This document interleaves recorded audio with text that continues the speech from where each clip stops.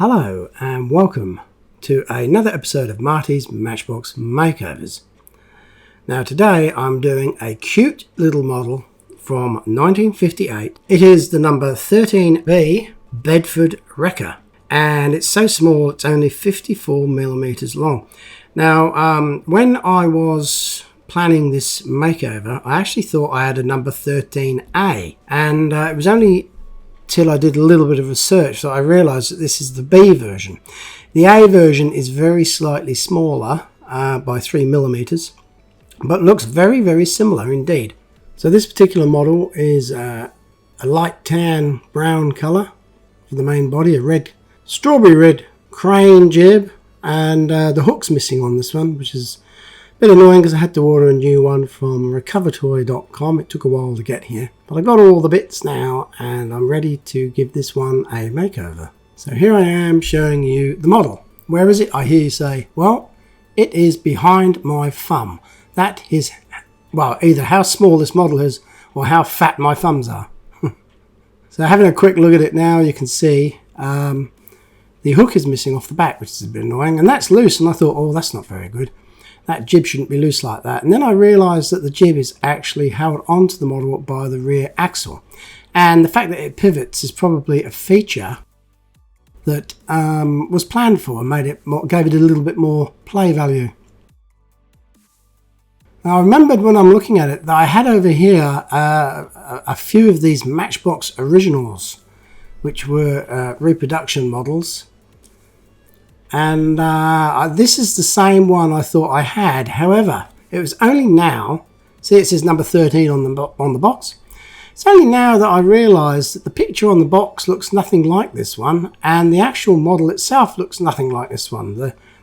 The profile of the rear section of the cab or the rear cab is slightly different. The model almost looks the same size, but yeah, that curved piece there is different. And I was confused because, in all honesty, this is the first one of these that I've played around with, and I didn't know that they had a 13A and a 13B. So this red one is the 13A.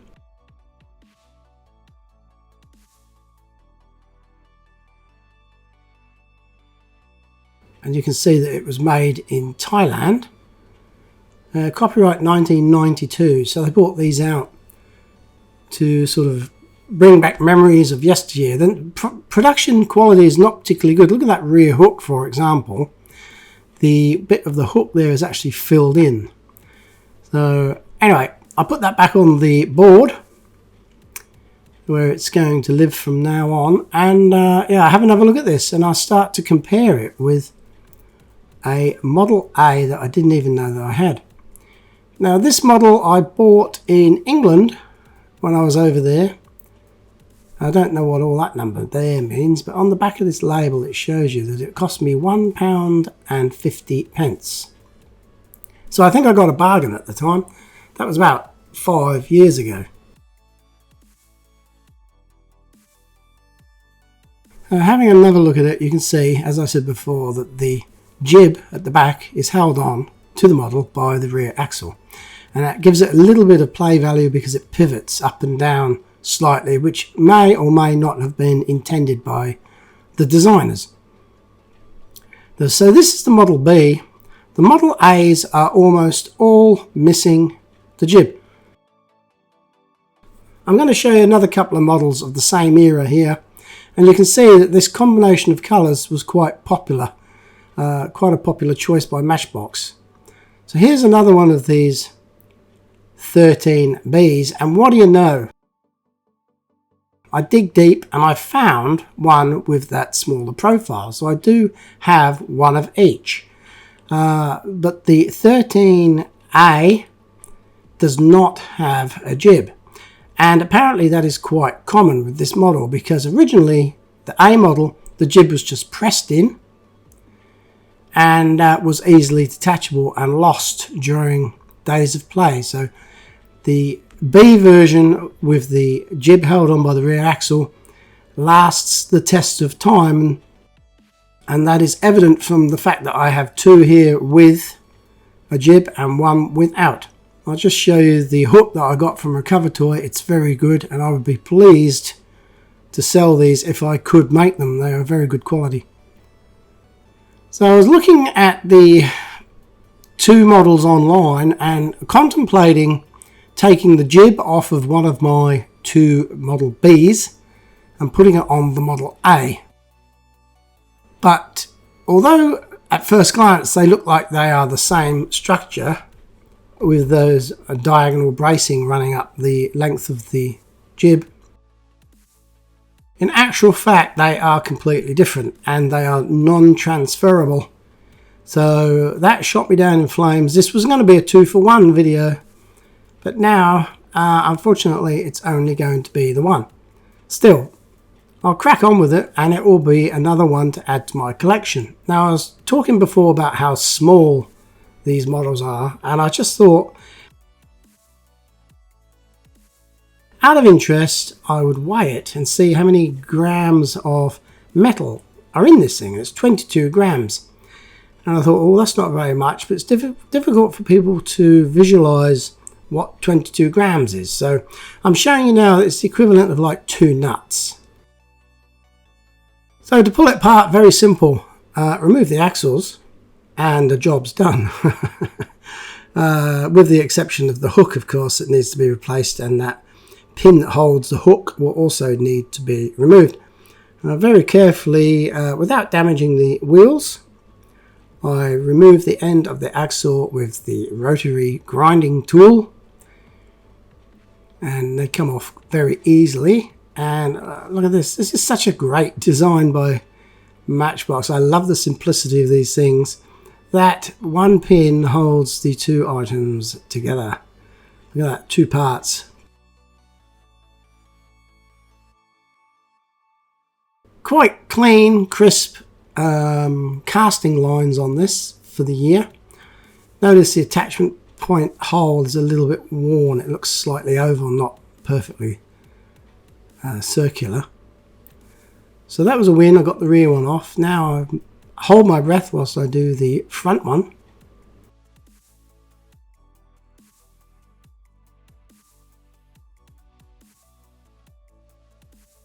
And luckily I didn't damage the wheel for a second time. Although the rust makes it a little bit difficult to pull the pin out, the axle.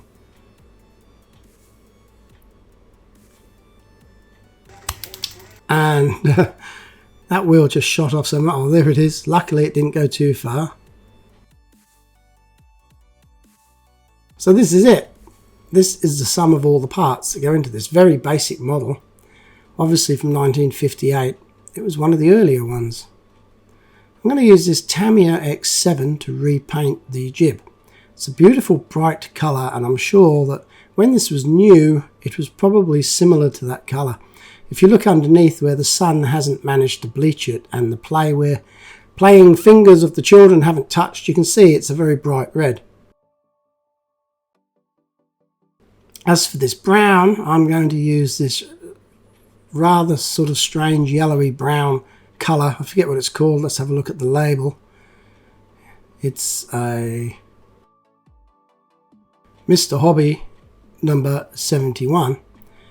And in actual fact I add a couple of drops of a darker brown to it to try and make it closer to the original colour, which I assume is lighter than it would have been due to it being exposed to the sun over all these years, sitting on some kid's windowsill in his bedroom perhaps.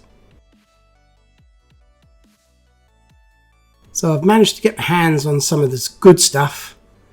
It's toxic and it gives you cancer, but it gets the paint off real quick, and I'm hoping that it doesn't kill me.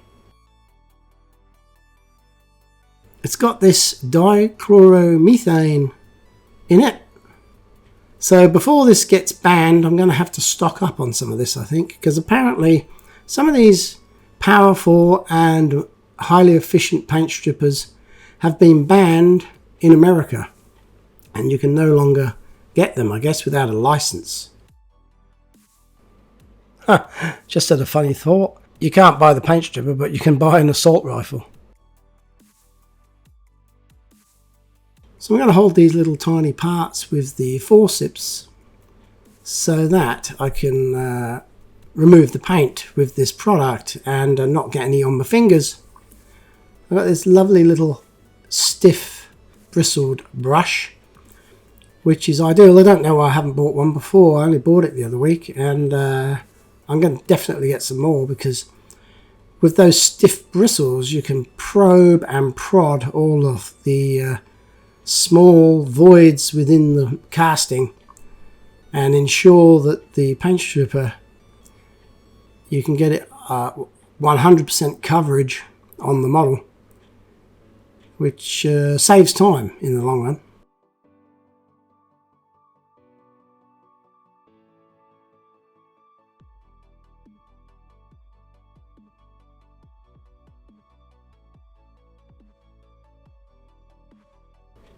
So as you can see, it's only 1 or 2 minutes after applying this paint stripper that the paint is already starting to bubble up and blister and come off the model, which is great. Look at that. This is the bit I like, exposing the raw metal for the first time in who knows how many years, 70 years, whatever, 60, 70 years. And you can see the model in its purest form with no paint and no parts on it, just as it came out of the mould in the Lesney factory in 1958 or 59.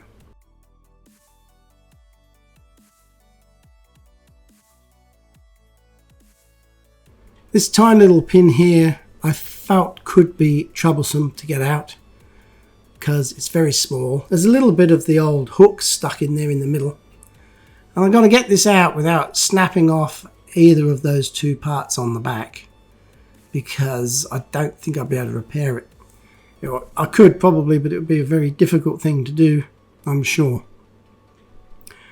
So initially I tried to crush the flat end of that attachment rivet, crush it from flat to square, if you can imagine, by pressing down on the wider edges and then trying to work it through the hole of the tip of the jib and the hook. There's 3 holes I've got to get that through without breaking anything, and I actually think that I'm using the flattened end as a kind of a reamer to make the holes bigger as I'm pulling it out.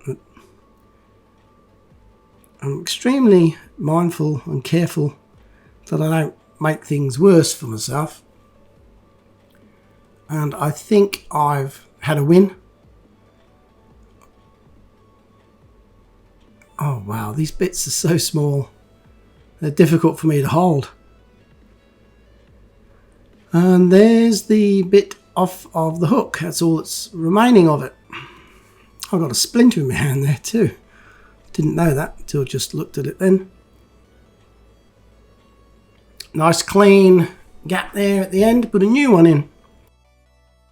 So speeding along, this shouldn't take too long, this makeover. It's quite a simple little one. So I mix up the red, thin it down with some Tamiya thinners. I'm not bothering to undercoat this model. With the older models, the really old models, I like to just paint on the metal as they were. Some of the newer ones, or the later ones, with a little bit more detail, I do like to give them a light undercoat so I can observe all the intricacies of the casting. And but these here, they're quite primitive. Nothing too special. You're not going to hide any details if you give them a nice thick coat of paint. So as I said before, I was going to use that very weak, muddy looking brown, and I added a couple of drops of these other browns. That was the one I was going to use straight out of the... Oh, there's not much of that left. Always takes me by surprise, that. I don't know where my colours go sometimes. So there's nothing in that one, so Okay, now I've got to, well, try and make my own out of these other similar colours. This one's looking hopeful. Oh, that one's dead as well. 2 down, 2 to go. I'm running out of options here. I don't understand it. The lids are tight. Ah! And that's another one. I think I need to restock the Mr. Hobby supplies. I seriously would not have put that back on the shelf if there was no paint in it. That is so bizarre. 3 out of 4 so far are empty. If this one's empty, I'm going to just switch off. And I was going to say go home, but I'm at home. I'm going to switch off and put it off for another week. Come up with another model. Anyway, look what I've got. I've got all these things. Bits and pieces. Even added a little bit of red. Finally made something similar. I'm using this other model of the same era, with the same colours, as a comparison because I actually stuffed up. Normally I would do this before I paint strip it, but I was so keen to get the video underway. I leapt in with the paint stripper. And, oh, there we go. That's not too bad. I suppose maybe it's a shade darker, but as I said, who knows? These models may have been a shade darker when they first came out, but they've been sitting around for 50 years in the sun. And no doubt they're a little bit lighter than they were when new. So I finally concocted something that I felt was acceptable. There's not much of it there to spare, so I'm very careful. If I don't get this in one shot, this model is going to be put on hold for a week whilst I find a source for some more paints. However, as luck would have it, the paint went on first time absolutely perfect. I don't often use that word, but it's great. I couldn't have asked for anything better. So I guess you could say I'm happy with that. Put it up there on the old magnetic clamps. Now to give the tyres a quick clean. Not a lot to this video. Tyres, body, jib, hook. No stickers.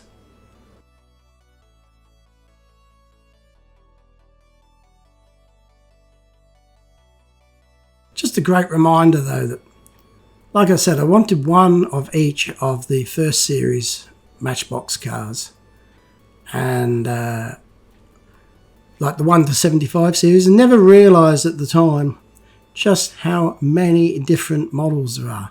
Like these two here, this number 13b and the 13a, so similar but completely different models. So in my pursuit of having one of each, I have to do all of these little rather boring models from time to time. I hope the video is engaging and you're enjoying it. But if not, I hope you understand that not all the models have bells and whistles, decals, drivers, transparencies, that kind of thing. So this is one of the older ones, obviously, and not a lot to it. But obviously, there was nothing around at the time that could compare, and they sold tens of thousands, maybe hundreds of thousands of these. And it's what kick-started the whole Matchbox thing to, well, it still continues to this day. So what I've done there is I've cut down, or what I'm doing here is cutting down an old axle and use it to put as a retaining pin for the new hook. After I've cut it with these side cutters, I'm going to use some vice grips with flattened tips on the jaws to crush the end of the cut axle, to flatten it out and make it look like the original flat-ended pivot pin. Now, to help me squash the end of the cut pin, because it's very hard steel, I anneal it. And by annealing I mean I heat it up to it's red hot and then allow it to cool at room temperature.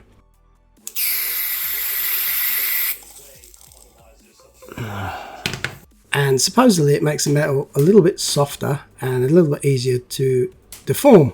So I've got this little blowtorch that I use, and it happens to be empty at the moment, so I'm going to fill it up. I'll show you how I fill it up. And it gets a bit messy, a bit dangerous. No smoking whilst you're doing this, because 5% of the gas goes into the torch and 95% spills onto the bench. Good news is it evaporates really quick.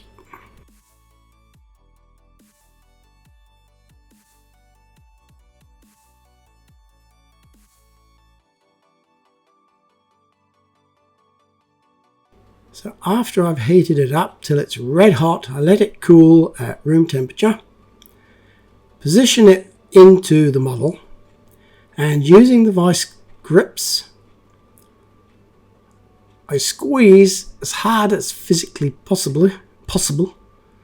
It's very, very tight to close, and they're closing, but they're actually crushing. They're not actually closing. That's why they didn't shut all the way.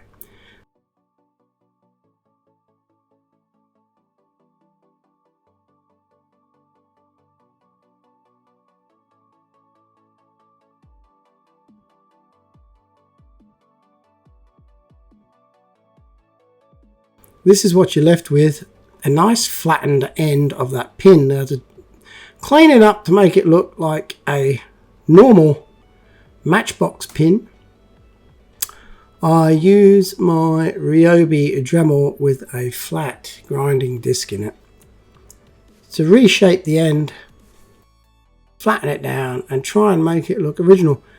On this particular model, after I did this the first time round, I realised that the pin that I'd used, I had not cut it down sufficiently initially. So actually, after I shaped it, it looked too long. So I had to repeat the process, had to cut it down a little bit more and do it again.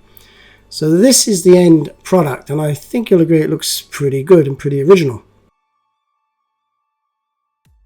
So now to put this back onto the model, and it's a bit fiddly. You have to line up those 4 holes so you can push the axle through it and hold it together. Such a tiny model, I cannot express how small it is. And I mean, this is the bigger one of the two. Like I said, the other one's 3, the 13A is 3mm shorter again. So downsized a tiny bit. Here I can just use the corner of the vice grips and get them in that wheel well under the mudguard. Carefully squeeze until they lock, and then open them in a controlled manner. I've managed to master the technique of opening them slowly. I used to snap them open and the model would fly across the room and get all chipped. This time it doesn't happen, and I'm extremely pleased with the results. Once I just touch the end of that with that grinding disc and flatten it down a little bit, it's going to look great. So all I'm trying to do is make them look like new, original models. And it gives me a lot of pleasure. I put them in my display cabinet. And each one I do, I'm one step closer to my goal, which is, let's face it, it's probably unachievable. I don't really have a lot of time to do this hobby as much as I used to. But I'm still soldering on one model at a time.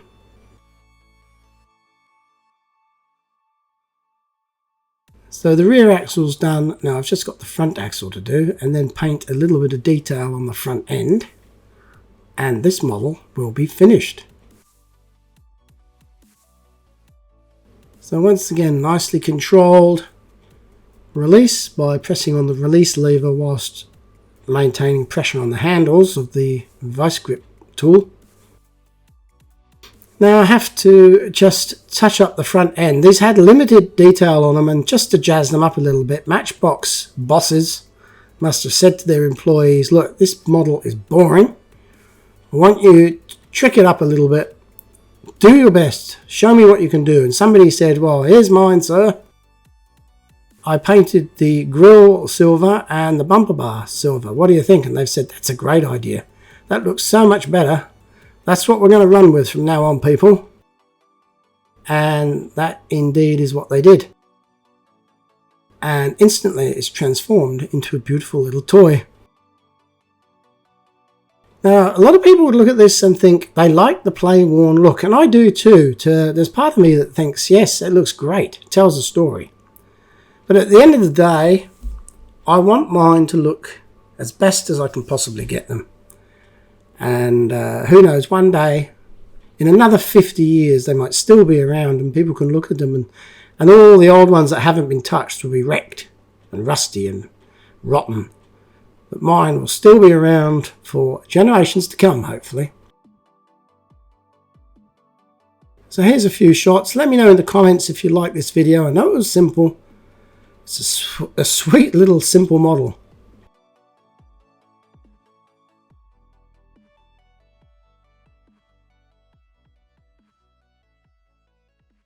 So there we have it, a 13B Bedford wrecker.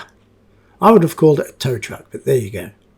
Now, doing this tow truck reminded me of the last tow truck I did, which was the 8-wheeled crane. And I remember there was an incident with Kevin at the controls. So if you haven't seen it, here's a quick recap of what happened.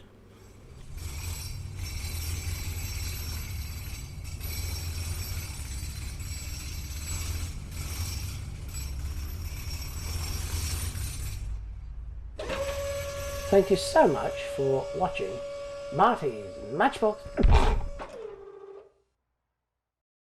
So once again, I'd like to say thank you all for watching.